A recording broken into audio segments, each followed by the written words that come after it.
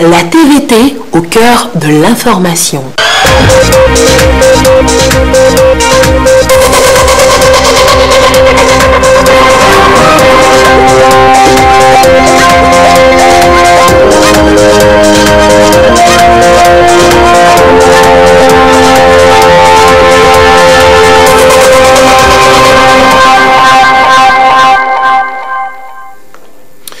Bienvenue sur la télévision togolaise pour le journal du soir. Tout de suite, le sommaire.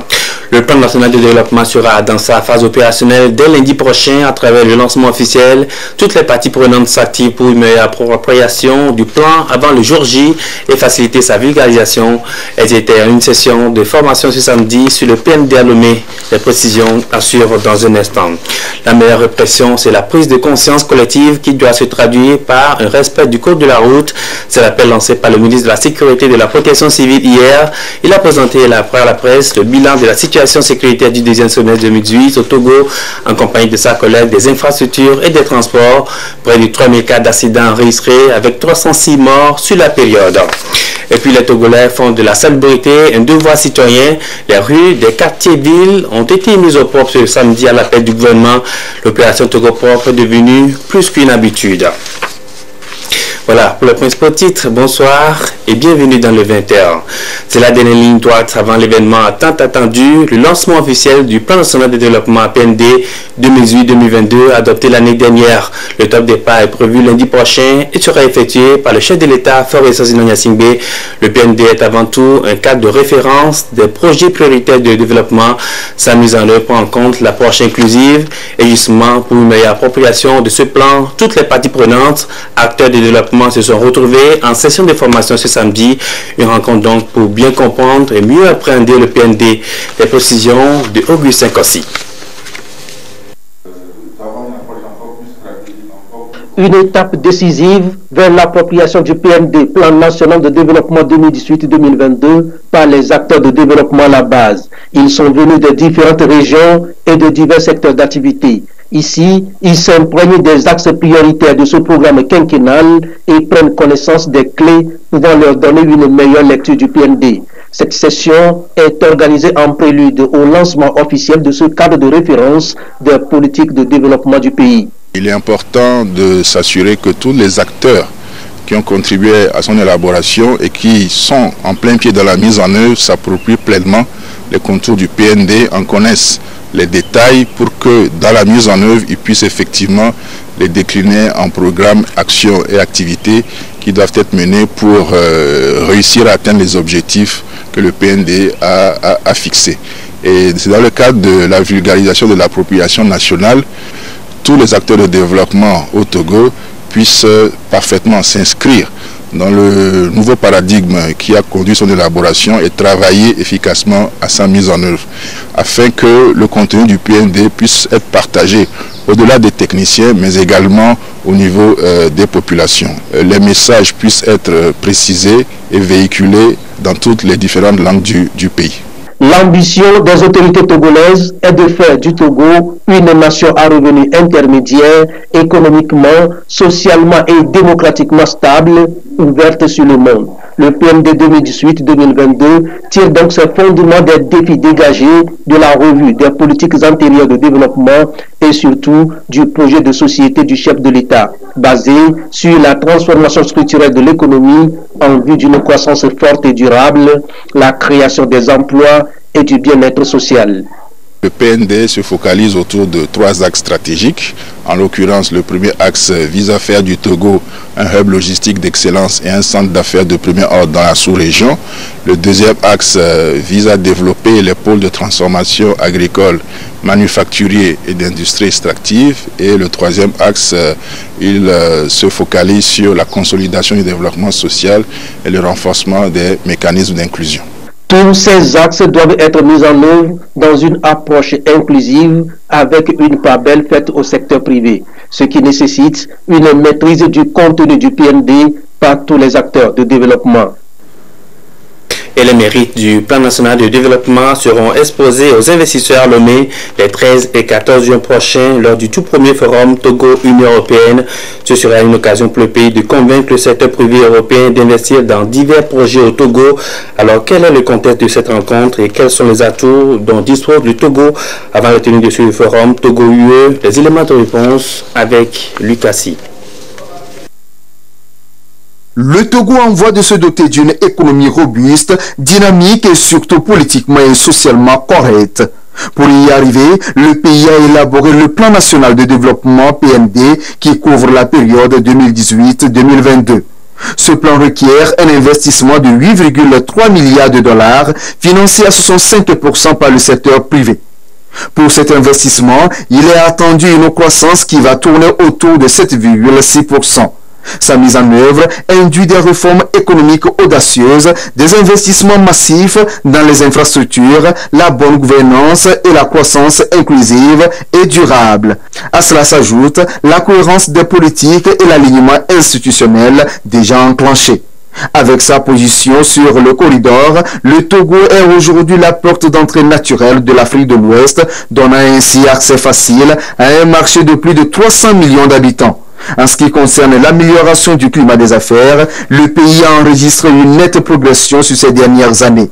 Il gagne 29 places au classement Doing Business en 3 ans, dont 19 places l'an dernier. Une amélioration significative entérinée par la première place occupée par le Togo dans l'espace UEMOA en tant que meilleur réformateur, deuxième en Afrique et figure parmi les top 10 des meilleures performances au monde. Les résultats du baromètre annuel du Conseil français des investisseurs en Afrique, qui sondent les dirigeants des entreprises étrangères implantées en Afrique sur les perspectives de leurs activités, montrent que le climat des affaires au Togo devient de plus en plus attractif.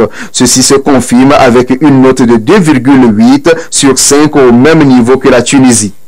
Les multinationales en Afrique sont friandes du Togo et tablent sur de belles perspectives en 2019.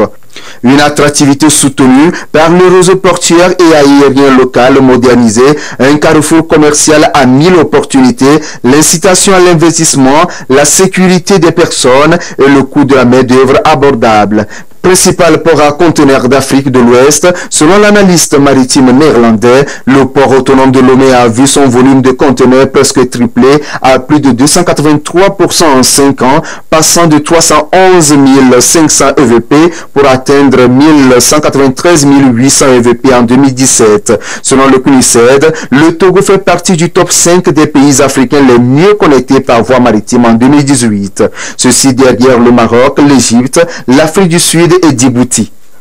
En matière de promotion d'énergie renouvelable, le pays arrive 3e en Afrique de l'Ouest et 33e au niveau mondial à en croire Bloomberg. Avec une structure économique orientée prioritairement vers l'agriculture et des services, le Togo surfe sur une croissance du PIB de 4,9%.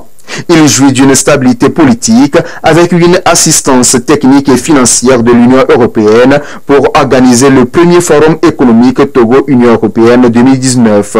Un forum qui permettra au Togo de vanter et de vendre le PND, donner une visibilité au pays et surtout de conquérir le secteur privé. Il se tiendra du 13 au 14 juin prochain à Lomé. Et parlant des programmes et projets de développement, le MIFA, mécanisme incitatif de financement agricole, en est un exemple palpable. Il est fondé sur le partage des risques avec un volet développement des agropoles.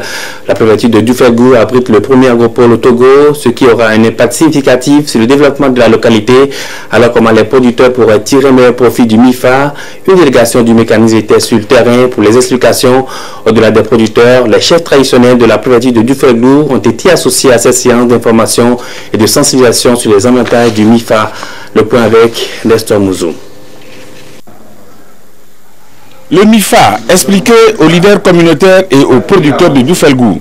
Le mécanisme incitatif de financement agricole est un nouvel instrument lancé par le chef de l'État en juillet dernier pour appuyer les producteurs afin qu'ils deviennent des entrepreneurs.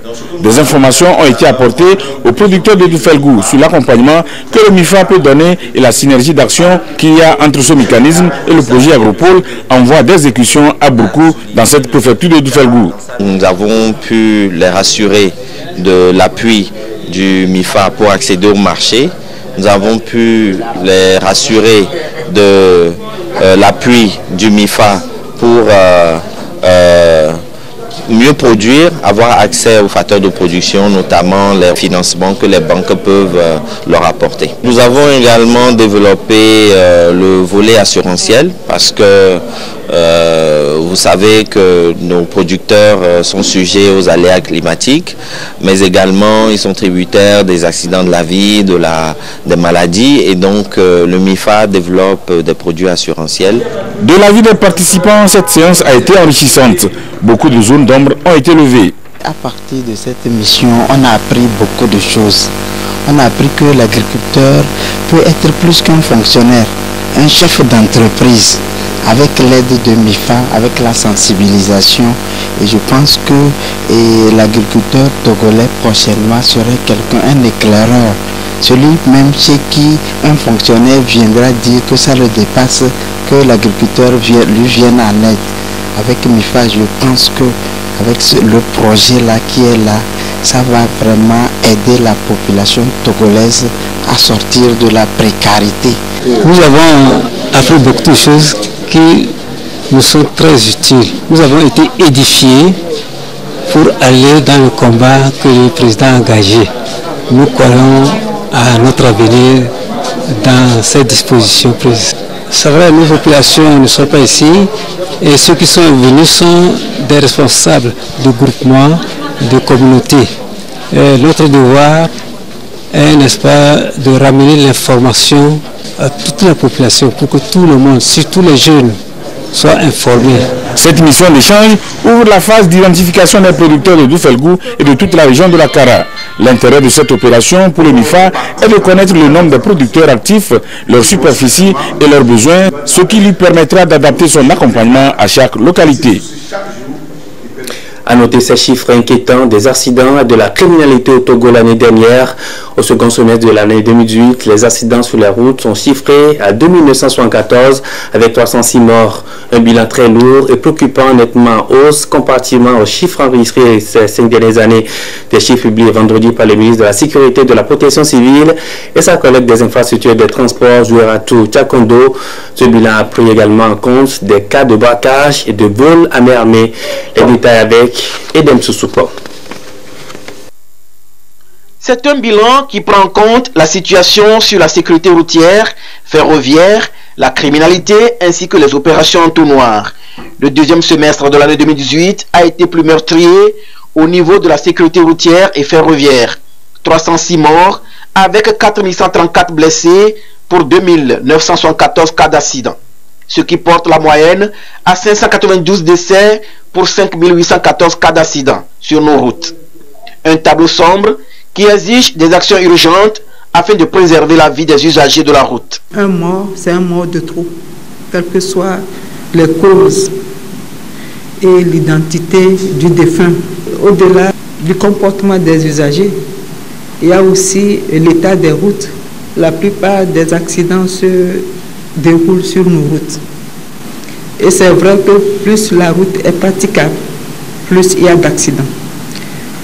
Quand la route n'est pas en bon état, tous les usagers font attention et il y a moins d'accidents. Et notre intérêt, c'est de moderniser l'état de nos routes. Et c'est de beaucoup d'investissements pour rendre les routes beaucoup plus praticables pour toute la population togolaise et toute la population togolaise et tous ceux qui viennent vers nous, venant d'ailleurs du Niger, du Mali, du Burkina, ainsi de suite. C'est aussi une façon de les accueillir et de les attirer pour des raisons économiques et financières vers notre pays. Et donc nous avions intérêt à ce que nos routes soient bonnes. Et c'est des investissements très très lourds que nous réalisons. Mais on ne réalise pas les investissements pour moderniser les routes, pour enregistrer beaucoup plus de morts. Je voudrais remercier les forces de sécurité qui sont sur toutes nos routes, qui sensibilisent aussi et qui aident en cas d'accident à sauver des vies. Les principales causes de ces accidents sont dues généralement aux excès de vitesse, au non-respect ou à l'absence de dispositions de sécurité ou au non-respect du code de la route. Au niveau de la criminalité, les forces de l'ordre et de sécurité ont relevé 24 cas de braquage, dont 6 tentatives avec un bilan de 8 morts, 5 présumés braqueurs abattus et 18 blessés. Pour l'année 2018, l'on a enregistré 45 braquages. Le vol à main armée a également pris une proportion inquiétante. Au total, 114 cas en 2018. Pour le ministre de la Sécurité et de la Protection civile, Yak Damram, il faut la collaboration de tous les Togolais pour lutter efficacement contre ces phénomènes. Et aussi, il y a beaucoup d'efforts à faire, en commençant par les usagers. Nous avons vu la cause principale, l'excès de vitesse. L'excès de vitesse. Les gens ont tendance à dire que les routes ne sont pas bonnes. Ça y a des accidents. Et en voyant la cause principale, si la route n'est pas bonne, on ne peut pas aller à vive allure. C'est parce que la route est bien faite que les gens oublient qu'il faut être prudent. Il faut être prudent. Et en voyant aussi la catégorie où on dénombre le plus de morts, les motocyclistes. 172 morts pour le dernier trimestre. Ceux qui sont morts à moto. C'est des vies qu'on peut préserver. Des vies qu'on peut préserver. Il y a aussi une non-maîtrise. Le ministère des Transports a toujours pris des initiatives pour encourager les motocyclistes à passer le permis de conduire. Mais les gens ne sont pas tentés à les faire. Nous allons mettre beaucoup plus d'accent pour l'année 2019. Et c'est que souvent les gens n'aiment pas la répression. On va sensibiliser, on prendra le temps qu'il faut pour sensibiliser. Et on prendra également le temps qu'il faut pour sévir. Pour sévir. Et pour la criminalité, je vous invite, j'ai dit, nous devons travailler ensemble. Apporter votre contribution par la fourniture d'informations utiles aux forces de sécurité pour leur permettre de mettre nos concitoyens à l'abri des malfaiteurs. On a enregistré également en 2018 145 cas de cambriolage et 12 enlèvements. Les services de sécurité ont saisi au total plus de 5200 kg de cannabis, 236 674 kg de cocaïne et 94,50 kg de khat, ainsi que des médicaments et produits contrefaits. On a assisté aussi à la profanation de 5 mosquées et une église. Les suicides sont de plus de 83% chez les hommes et 16% chez les femmes. L'opération Entonnoir a permis de saisir 446 683 litres de carburant frelaté. Le ministre de la Sécurité a également énuméré les différentes sanctions infligées aux agents indélicats sur le terrain dans l'exercice de leurs fonctions. Il a donc mis l'accent sur le respect strict de la loi par tous. Et au-delà de la sécurité, la promotion des valeurs de paix et du vivre ensemble permet d'avoir une société pacifiée. L'association Pacifique s'intéresse justement au sujet avec la 4e édition du Forum Pacifique à Lomé ce samedi. Cette rencontre d'échange et de partage entre différentes communautés étrangères au Togo est axée sur le vivre ensemble en communauté plurielle, complémentarité et responsabilité. Ces communautés devraient donc contribuer au développement du Togo en faisant de la cohésion sociale le credo. Le récit de Mabel Tiagnon et Kamel Madia Kapo. Le vivre ensemble en communauté, le Forum Pacifique veut y croire. Pour cette 4e édition du Forum, les communautés vivant au Togo ont été sensibilisées sur la notion de paix, de vivre ensemble et de la cohabitation entre les religions. La rencontre est initiée par le magazine Pacifique, une revue d'information trimestrielle de sensibilisation et de promotion de la paix. Le magazine est à sa 12e parution. Nous en ferons peut-être à l'intérieur. Nous avons déjà eu à faire un forum à l'intérieur du pays et nous pensons également le faire en 2019. pour la contribution ou pour amener les gens à s'accepter, à s'aimer, à vivre ensemble dans la solidarité et dans la paix. Plus de 300 acteurs a été de la partie de différents panels portant notamment sur la contribution des communautés étrangères au développement du pays hôte et les responsabilités des hôtes et étrangers ont été au cœur des débats. Le thème de la 4e édition, c'est le vivre ensemble en communauté plurielle, contribution et responsabilité.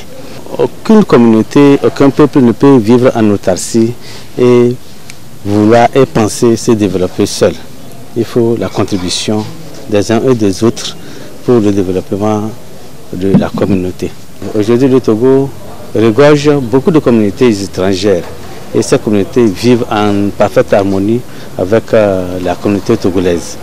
Et nous avons voulu sensibiliser pour que cette harmonie puisse aller de l'avant. Cette rencontre est une démarche participative pour la promotion des valeurs citoyennes au Togo. Dans un monde en ébullition où la violence a pris des proportions inquiétantes, il convient, selon les organisateurs du forum, d'œuvrer afin que ces réalités ne franchissent pas les frontières togolaises. C'est une initiative pour faire des travailleurs domestiques des professionnels imbus d'une parfaite connaissance de leur métier. Et pour y arriver, le gouvernement, à travers l'ANPE, Agence nationale pour l'emploi, a initié une formation de mois au profit des travailleurs domestiques. La session a débuté cette semaine et concerne la garde d'enfants, la sécurité, l'hygiène, la propreté et l'art culinaire. Un tour hier dans les différents centres de formation a permis aux responsables d'apprécier ce qui s'y fait de la théorie aux sciences de pratique. On a pu bien apprécier le bien fondé de l'initiative, surtout pour la garde des enfants. Le reportage est signé Mabel Fiagnon et Augustin Kossi. Mouzouma est professionnel de ménage. Son rôle, s'occuper des enfants. Depuis le début de la semaine, c'est ici, dans ce hôtel à Argo, qu'elle vient pour une remise à niveau dans la prise en charge et la sécurité des enfants. Quand on a l'amour du travail, tout peut se faire.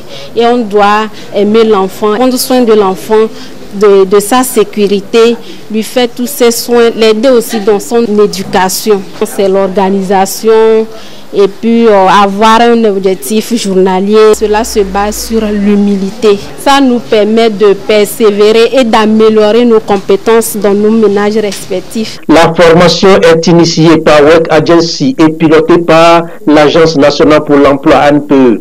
Les modules sont bien définis et vont de la garde des enfants à l'entretien, à la sécurité, à l'hygiène ou encore à la culinaire. Les employés domestiques sont répartis en 4 groupes.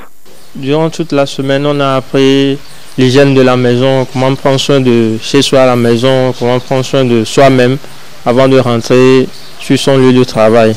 On a aussi appris l'hygiène corporelle, le secourisme, comment secourir quelqu'un qui a eu un accident ou en cas de brûlure. Dans cet atelier de Djole, par exemple, c'est l'art de la propriété d'une maison qui est exposé. De même, à Nikonakwe, le culinaire est à l'ordre du jour. Ok, nous sommes en train de leur donner une formation sur l'art culinaire et l'accueil, en plus l'art de table. Donc nous avions commencé la formation depuis lundi. Aujourd'hui, nous sommes en fin de séance pour la cuisine et la salle. Ils ont vu comment préparer les achats, comment faire les courses en ville et comment planifier les achats, réaliser des crudités, des salades composées, couper en julienne, comment on coupe aussi, et comment aussi gérer les marchandises et ramener du marché jusqu'à l'entretien et l'hygiène. La durée de la formation est de 4 semaines et prend en compte les différents modules. Il était important pour le gouvernement de commencer par nous adresser à cette couche défavorisée qui est mal considérée souvent et qui est payée dans des conditions difficiles. L'idée, c'est de renforcer leur capacité pour que les ménages aient un meilleur cadre de vie.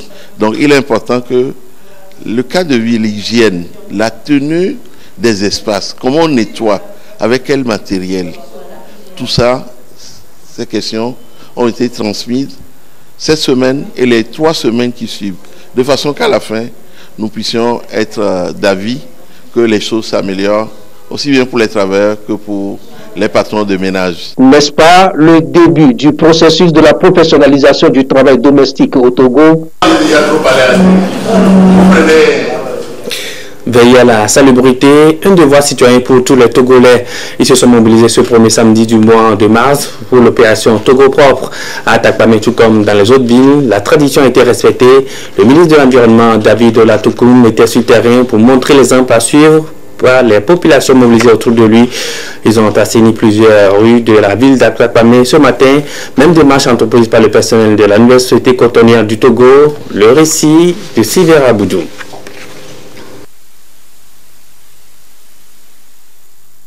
L'engouement autour de cette activité d'assainissement répond à la traditionnelle opération Togo propre instituée par le gouvernement togolais. À Atapamé, la population n'a pas dérogé à la règle. Autour du ministre de l'Environnement, du Développement durable et de la protection de la nature, des abords des rues ont été assainis, les ordures dégagées pour non seulement offrir un environnement sain, mais aussi responsabiliser les uns et les autres à l'entretien de leur cadre de vie et à s'impliquer davantage pour le développement. Je crois qu'aujourd'hui, il est intéressant de lancer un appel à tous les citoyens pour qu'ils comprennent l'intérêt que nous avons à aménager le voisinage immédiat de nos concessions familiales, le voisinage immédiat de nos lieux de travail, parce que on ne peut pas cohabiter avec un dépotoir qui est source de prolifération des vecteurs qui peuvent contribuer à faire propager des anophèles, des virus, etc., qui sont sous de contagion au niveau de la santé des populations. À la NSCT, nouvelle société cotonnière, la mobilisation a été toute particulière. Le personnel, à travers son implication active, a aménagé les alentours du service pour donner un autre visage à l'environnement. La NSCT est au rendez-vous, elle aussi, elle veut rendre son environnement propre, puisqu'il faut travailler dans un environnement propre. Et quand on est propre, tout est propre. Et effectivement, tout le monde est là, nous sommes en train d'effectivement nettoyer, nos alentours, nos bâtiments, nos différents espaces pour effectivement rendre propre la ville. Il s'agit donc, par cette opération, d'amener les communautés à accompagner l'initiative et à prendre en charge leur développement à travers une gestion durable de l'environnement. Une manière également d'inciter chacun sur la nécessité de pérenniser ses activités pour renforcer et préserver l'environnement. Et pour cette opération de salubrité, le quartier Tokwe du Massessé a été pris d'assaut par l'association AWAYEF, le siège du parti UNIR avec l'association Foi en la force du Togo. Les jeunes du quartier Amadaromé ont répondu eux aussi à l'appel du gouvernement. Tout ceci sous le regard des responsables de la direction de la formation civique, Robert Patogbe et Sandra Ziagbe. La formation civique et ses partenaires ont répondu à l'appel du gouvernement. AIWAYEF a observé la journée Togo propre de ce premier samedi au quartier du Massessé. Le mouvement national citoyen pour la paix, Foi en la force du Togo, a mobilisé ses membres pour mettre au propre les alentours du siège du parti politique UNIR à Lomégan. Nous avons toujours participé à cette activité et cette fois-ci, nous avons choisi le siège du grand parti UNIR puisque nous épousons les idéologies de ce parti. Notre slogan c'est le Togo propre, un cœur propre. Donc avec ce cœur, cette mentalité, nous sortons pour nettoyer, pour arranger la ville de Lomé. Même opération de salubrité à Adétikopé dans la préfecture d'Agouenive et à Amadahome dans le Golfe.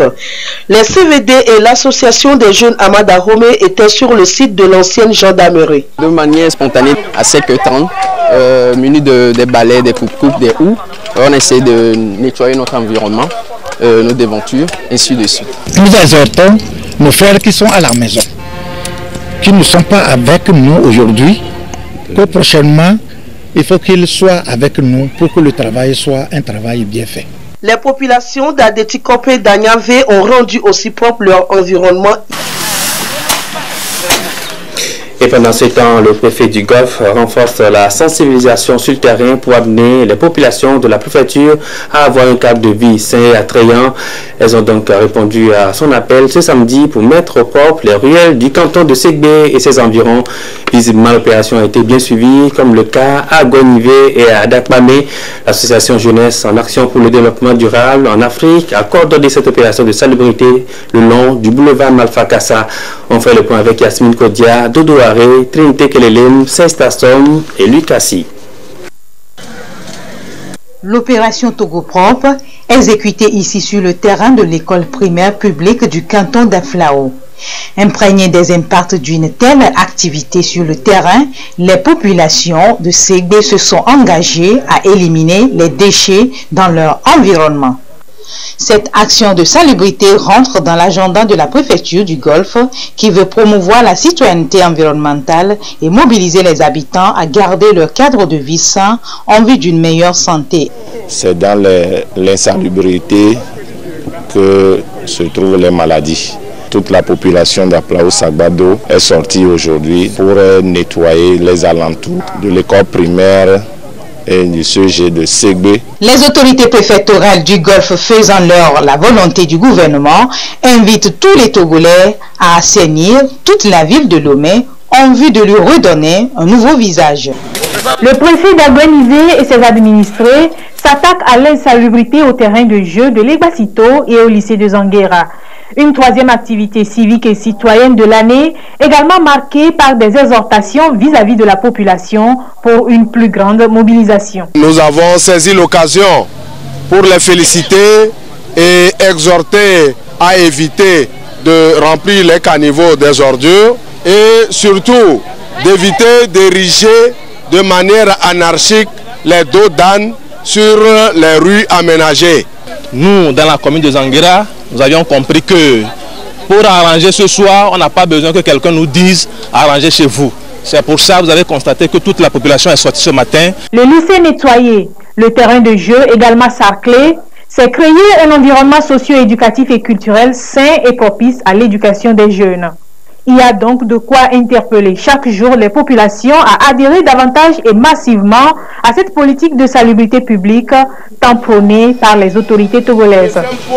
L'entretien de l'espace public implique aussi l'action des particuliers. Ici, nous sommes sur le boulevard Mafakassa à Dakmamé et la mobilisation de l'association Jeunesse en action pour le développement durable en Afrique autour de cette activité vient donner une nouvelle image à cette route régulièrement empruntée par les usagers depuis sa réhabilitation. La route était impraticable.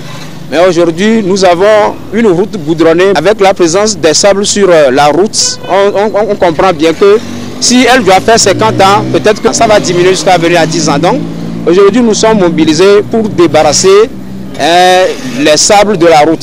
Ce travail, c'est à nous. On ne doit pas attendre du gouvernement. Nous motivons toute la population à faire la propreté sur la route. De ne pas brûler les pneus sur la route.